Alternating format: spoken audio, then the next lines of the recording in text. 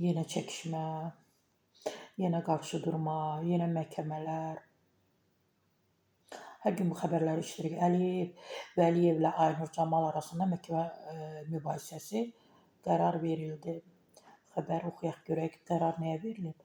Teleqraf saytının rəhbəri Aynur Camalın Manşet.az xəbər portalının həm təmsilçisi və baş redaktoru Əli Vəliyevə qarşı xüsusi itham qaydasında qaldırdığı məhkəmə prosesinə yekun vurulub. Təbii ki, istinad edirəm Pravda.az-a. O da Pravdada Manşet.az istinadən məlumata görə Xətai rayon məhkəməsində hakim Fuad Axundovun sədrliyi ilə keçirilən prosesdə Aynur Camalın şikayəti rədd edilib. Məhkəmə prosesi bundan əvvəl bir neçə dəfə təxirə salınsa da, qərar bugün elan olunub.